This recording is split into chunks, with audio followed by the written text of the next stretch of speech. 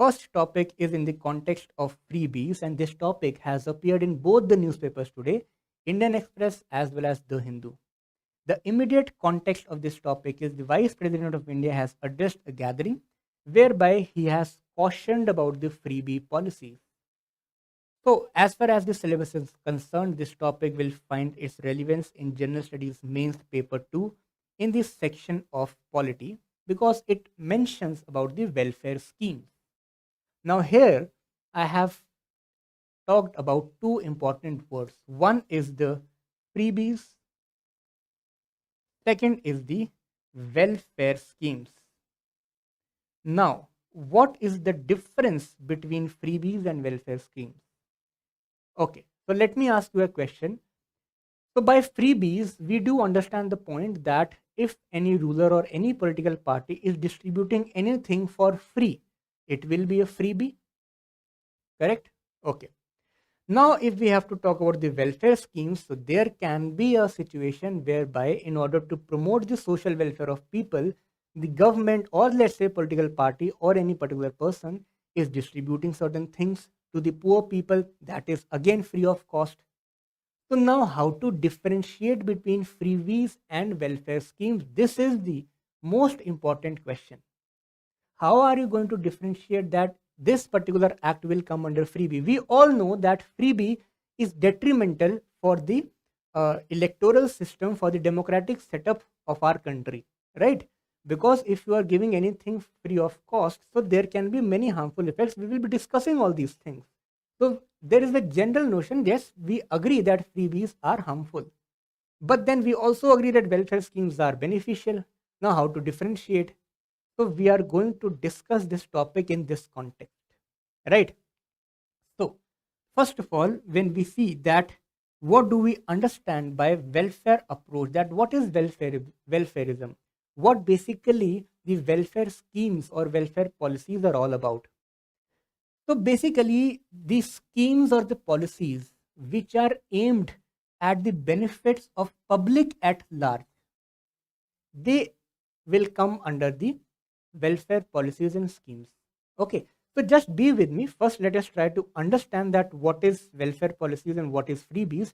Then again, we will end up that yes, there is a reality of gray area. So at this point, do not have a counter argument in your mind, right? First, what is welfare policy? Obviously, all those policies and schemes which aim at the overall benefit of the public at large. That means it is not to please any narrow section, right? So welfare policies basically are aiming at the overall growth, overall development, not to please any one particular narrow section.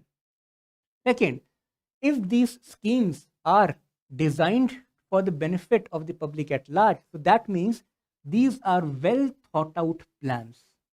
So there must have been elaborated discussions among between the political parties or between the government stakeholders or between all the stakeholders which are associated with any scheme, that how they are going to form the scheme, what will be the eligibility criteria, how are they going to implement that particular scheme, how are they going to convince the public that there will not be any inclusion exclusion errors, how are they going to fund any particular scheme. Are you getting it? So there has to be a well thought out plans. Take about any government policy, obviously there has to be a plan, right? Then the basic aim of these welfare policies is to increase the standard of living and to improve the access to resources, basically to support the vulnerable sections. So there can be many examples of the welfare schemes and policies. For example, public distribution system, employment guarantee scheme, health, education, investment, etc. Right? All these are the welfare policies. Okay. Now come to this part, that what do we understand by freebies? Now freebies are aimed at short-term benefits. Right? So let's say the election is coming and the political party distributed many things in free without any cost, and their agenda, their sole objective was narrow, just to win the elections. So they have the short term benefit. They are generally for the political gains, and they are generally a knee jerk mechanism That is why they are not backed by the budgets or the pre-approved resources. For the welfare schemes, it was a well thought out plan. So there were provisions for different schemes in the budgets. So government laid down it in front of parliament, right? But for these policies, they are not backed by any budget, right? So there is a sudden decision, and that is why it increases the fiscal burden in the country, right? But now, till now, if we understand that what is welfare scheme and what are freebies, yes, we agree that on the basis that whether it is designed to benefit public at large or is it just to gain the narrow political objectives, if this is the differentiating factor, now this differentiating factor is so subjective that you cannot have a clear distinction, clear line between freebies and welfare approach. That is why this is the intersection area, which is basically very subjective. There is difficulty in defining or differentiating these things because the boundaries are very blur. Now let us take an example. So suppose there is a party or the government and they decide to distribute bicycles free of cost before the elections to the people in their constituencies. Now, what will you call this? A freebie or the welfare approach? Because they are distributed freely. So that means it will be a it will be a freebie. There are high chances that it is done to appease the voters. Again, it will be a freebie as per this information.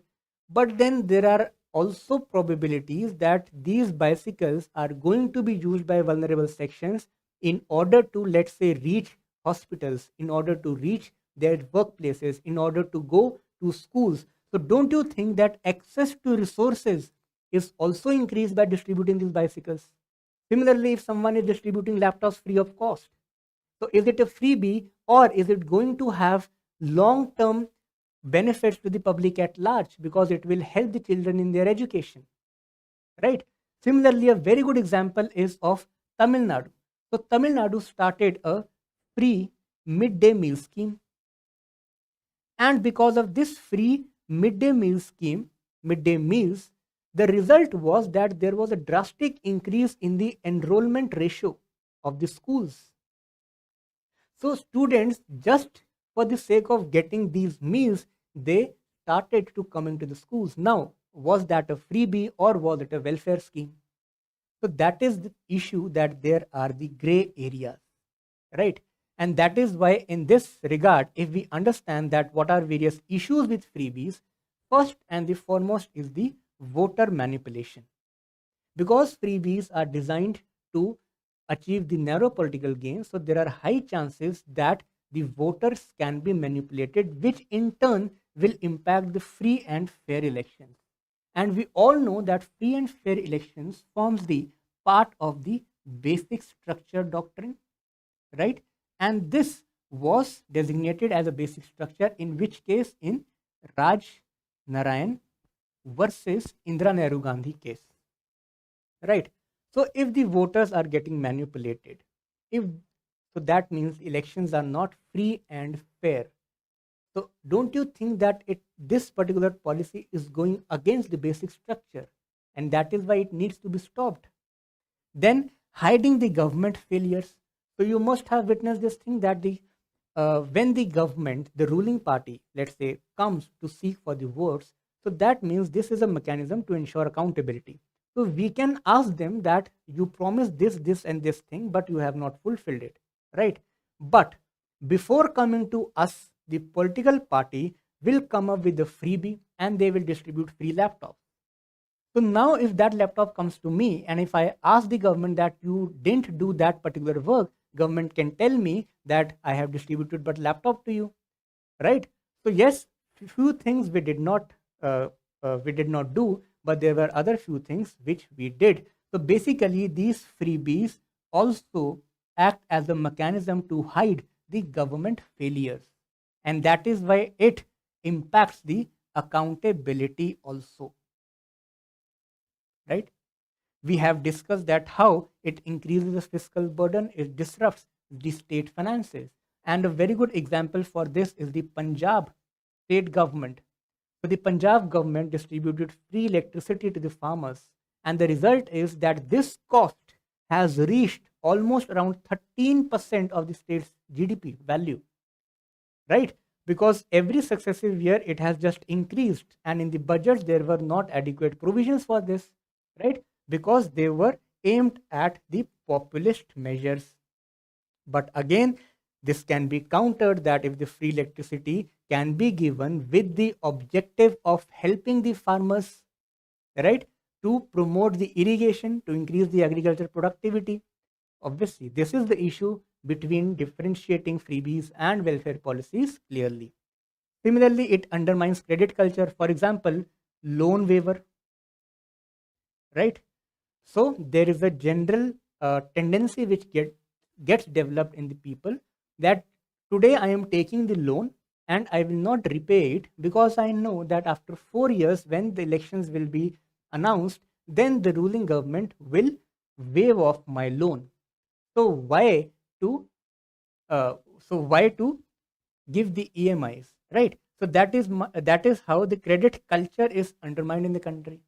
And there are chances of cross subsidization also, because obviously if I am giving you one particular thing free, and obviously because I am bearing the cost for it, na, for you it is free, that means I will take this thing to some other product.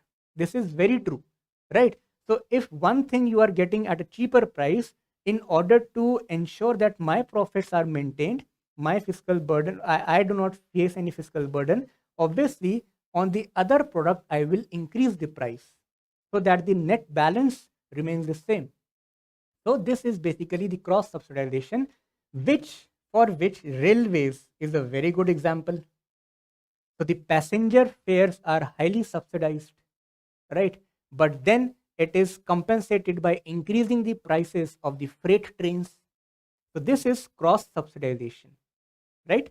So these are various issues with freebies, and this is such a difficult issue that even Election Commission said that the issue of freebies should be left to the voters. So they said that because we do not have that power to clearly differentiate between these two things, so it is better that this issue be left to the voters. And that is why, as voters, you and I are discussing this. So it is basically on our own intellectual strength that how are we differentiating freebies and the welfare schemes, right? Next, then what can we do? Again, if you are asked to provide some way ahead, so obviously there should be a clear definition, right? Yes, it will be a very difficult task, but then there can be certain procedural things which, if they are followed, then we will consider them as the welfare schemes. If not, then we can consider the freebies approach. How that has to be defined will be taken care of, right? But yes, there should be at least few guidelines, few definitions which can differentiate these two things. Then there should be a political consensus also, right? So the governments, that is center and state, as well as the political parties, so all these uh, organs must come together in order to have a political consensus. Again, a very difficult task to achieve, right? Next, what we can do is parliamentary debates, right? Now, because parliament acts as the representative of the voters, of the citizens of India, so there can be a healthy debates among the parliamentarians about discussing the topic of freebies and how is it different from the welfare schemes, right? So these are certain wayheads which, if at all it comes, you can write in your answers. But yes, the objectives, these are all the subjective arguments. For the objective, you need to wait, and we have to see that how these things are proceeding. Okay, so this was all about the issues with freebies, the way ahead, and how can we differentiate between freebies and welfare, and what is the problematic area, right?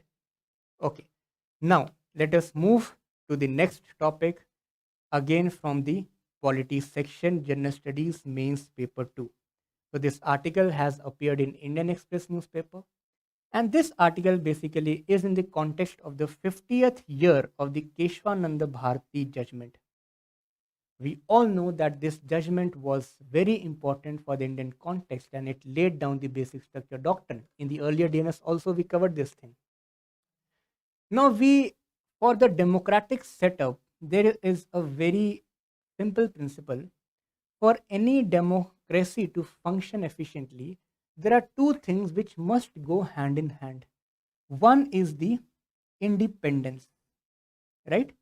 So the organizations or the institutions which are working in a democracy, they should be free from any type of external pressure, whether political or economic pressure. They should have independence so that they can take decisions on the basis of merit, right? So independence is one thing. But again, the second important principle of democracy is checks and balances. That means accountability. So the institution must be accountable also, because absolute independence can lead to tyranny, can lead to anarchic behavior. So that means accountability must be there. So both of these things must go hand in hand for the healthy democracy. Right. Now, if we have to talk about judiciary in India, so we have lot of constitutional provisions, we have lot of rulings which ascertain the fact, which reinforces the fact that Indian judiciary is independent, right? So there are many aspects for this, but in this topic we are going to discuss that how can we ensure accountability of the judiciary.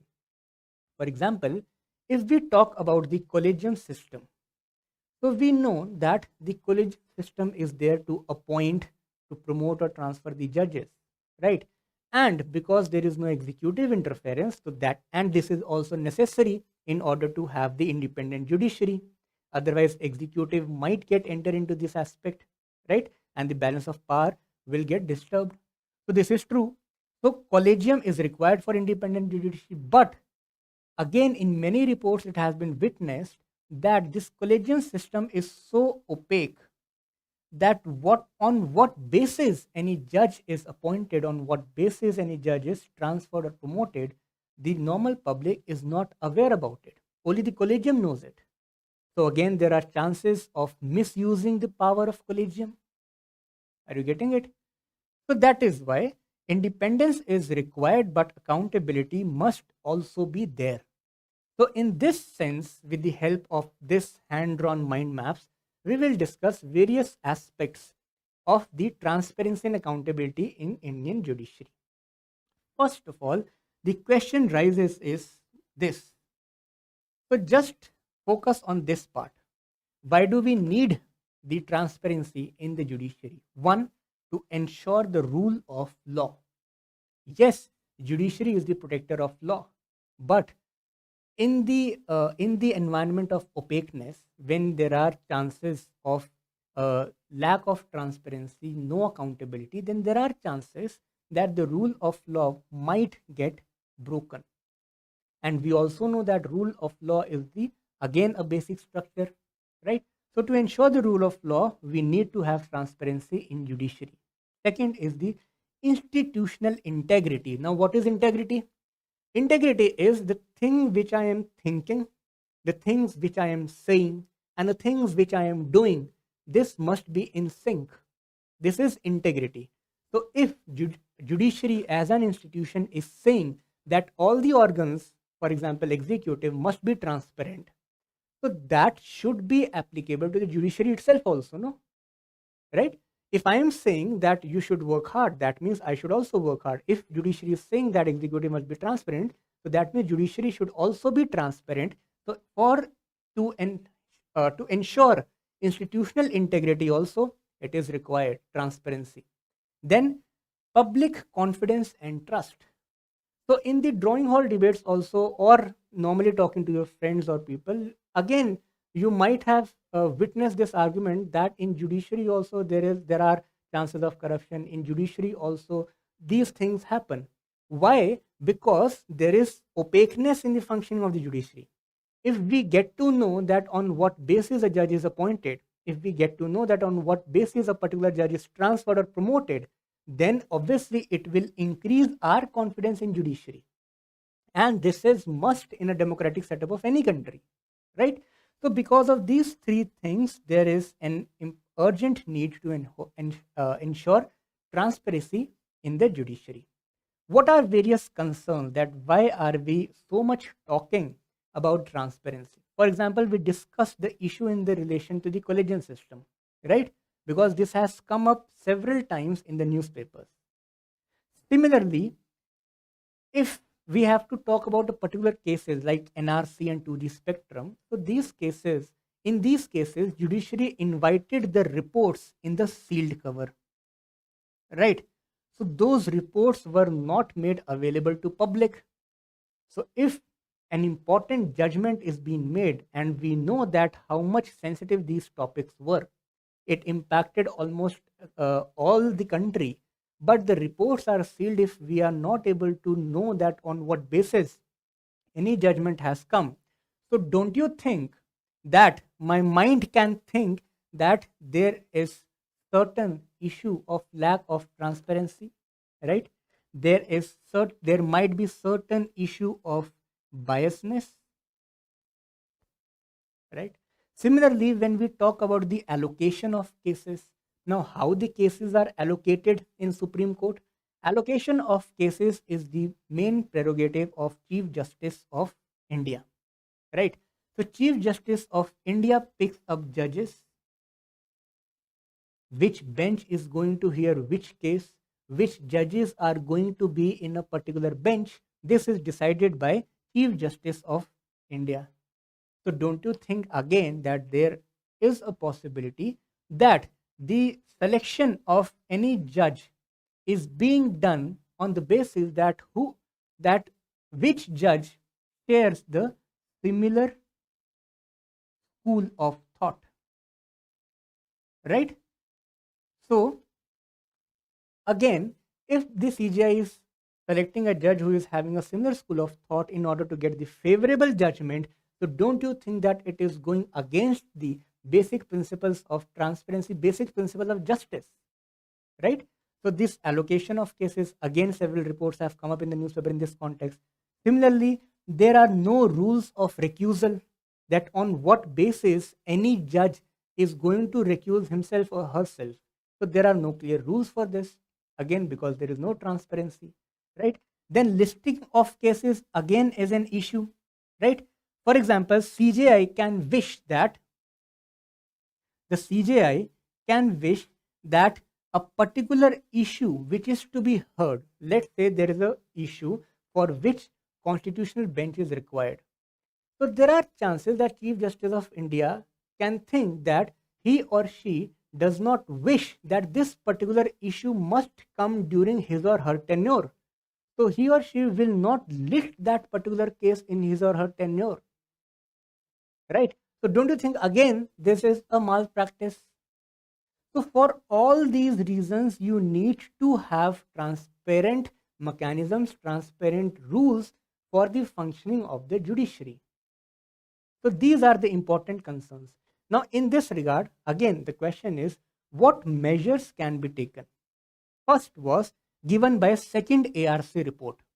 So the second ARC report said that there should be a code of conduct even for the judges, and that should be enforceable by law. That means that if that code of conduct is not followed, so there should be penal provisions against the judges. So this is the first step. Second way ahead is the contempt cases must be listened by the independent commission, right? So that the chances to misuse the contempt gets reduced, so that normal public is not fearful of the judiciary, that if he or she says something against judiciary, for example, here I am criticizing some of the aspects of judiciary, so I should not fear that there might be a contempt notice against me being printed in the court, right? So this should be again dealt by the independent commission, because if courts are dealing with the contempt thing, then obviously there are chances of the conflict of interest, right? Third aspect is that two-level judicial discipline mechanism can be made. For example, the level 1 can talk about the reprimanding, fine, that is penalty, or the suspension of judge. Again, it will be dependent on the degree of the fault which the judge has committed. So if it is of a lower degree, then there should be a first level of disciplinary committee which will take actions in regard of reprimand, fine, or suspension. If that fault, if that mistake is grave, for example, the judge has violated the constitution or such type of things, then only there should be a removal process. So this level 1 should also be there in order to have some kind of mechanism which can have a which can act as a deterrent to the judges, right? Then National Judicial Oversight Committee can be made in order to oversee the functioning of the judiciary, so that the rules which are being framed to ensure the transparency accountability, those rules are properly followed, right? So this is the thing. So here we have discussed the need for the transparency in the judiciary, then the concerns, and then the measures which can be taken. We have discussed in much detail, and we hope that if the questions come, so you will be able to tackle that question, right? Now let us move towards our last topic from the mains perspective. This topic has come in the context of the recent judgment, which was today, for the abrogation of Article 370. And the judgment has upheld its validity, which we were expecting also. Now, the thing is, we have taken this topic from the security perspective, right? So this topic can be taken from different perspectives. Polity perspective can also be there, governance can also be there, and security can also be there. And that is why in today's topic, we are going to discuss that how the removal or the abrogation of Article 370 has affected or impacted the present day security apparatus or ecosystem in that particular region. So has the security improved? Yes or no? Or has new challenges or the new challenges have come up in front of the state, right? So we will be dealing with these dimensions. But yes, many of the data suggest that cross-border infiltration have reduced, tourism industry has increased, mass mobilization has reduced, terror incidents have reduced, and election participation has also gone up. So basically, this overall suggests that abrogation of Article 370 has given the fruitful results, right? Which directly or indirectly, obviously, we mean by this is that it has improved the security ecosystem in the region. Okay. Now, if we have to talk about the pro, that is about the merits of the removal, so we can just have an overview of this, that for example the Ranbir Penal Code was removed by the IPC. So earlier to 2019 there was no IPC, right? So in the rest of the India there was IPC. In J&K there was no Indian Penal Code. So the punishments which were given for the crime was based on the Ranbir Penal Code. So after the abrogation of 370 and Article 35A, IPC has been extended. Ranbir Penal Code has been replaced with IPC. In 2019, the prosecution wing was also separated from the executive police in J&K to ensure higher specialization and to avoid the conflict of interest, and also in order to tackle the issue of lack of manpower, right? So basically here we are discussing that if these are the outcomes, then what exactly the removal of Article 370 or 35A did in that region, how that what were the things, how all these things led to these favorable outcomes, right? Then district development councils were also introduced as the third tier of governance. Earlier, before this date, there were no district development councils, so that means there was no grassroots democracy in that region. And if the district development councils, for example, the government organs or government bodies are now established at the grassroots levels, so don't you think that not just the governance, it is also good from the aspect of security? Correct? Then increase in the use of anti-terror laws such as UAPA, Public Safety Act has increased. Earlier, because of the special status which was given to that region, these laws were not very effective, right? After that abrogation, these laws have become effective, and therefore they have led to the betterment in the security of the region. After the abrogation, there has been a constitution of multi-agency terror monitoring group and the state investigation agency, etc. Similarly, lot of work has been done by enforcement directorate. Tax raids have been conducted, right? Various detentions have been there.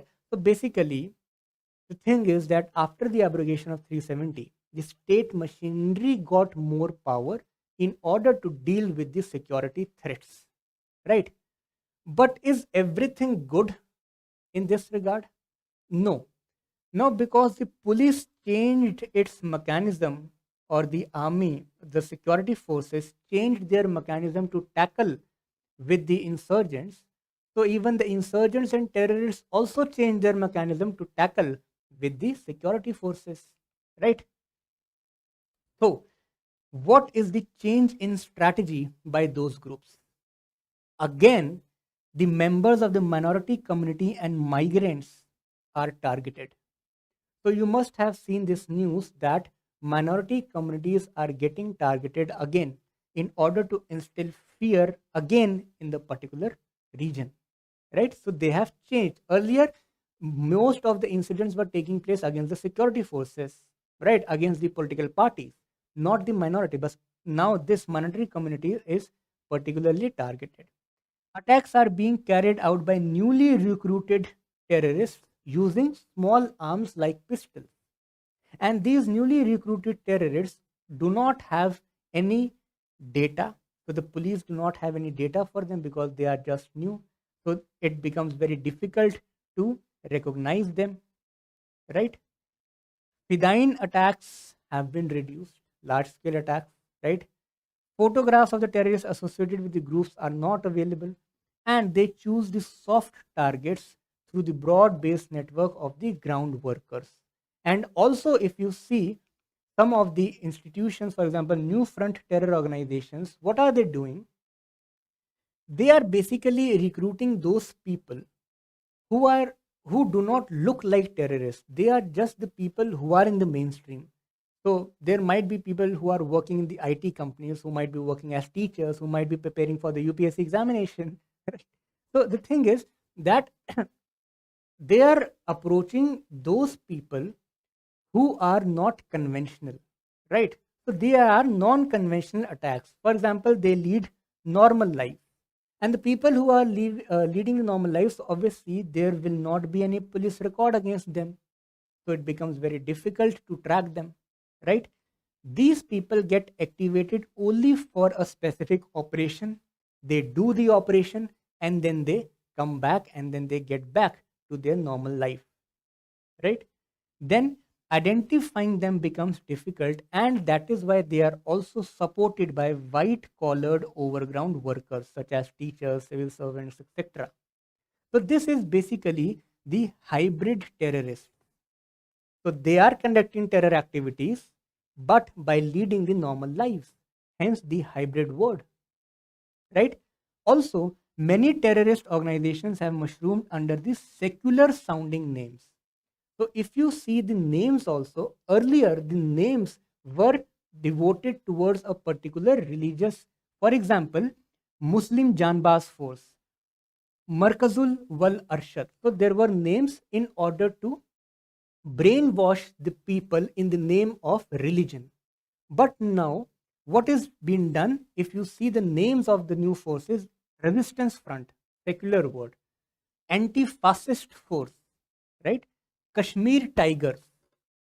Are you getting it? That is how the insurgent groups or the militant groups are changing their strategy as well. And ultimately, all these groups, there is just a change of name. All these groups are supported by the existing terror organizations like Lashkar-e-Taiba, Jaish-e-Mohammed, Hizbul Mujahideen, etc. Okay, so that means that with the abrogation of Article 370, yes, there are certain or there are many things which have improved, but also the security challenges have evolved. So that means that in this regard, the security forces must also evolve their own strategy to tackle with this Minas, right? So these were the topics which we wanted to discuss today.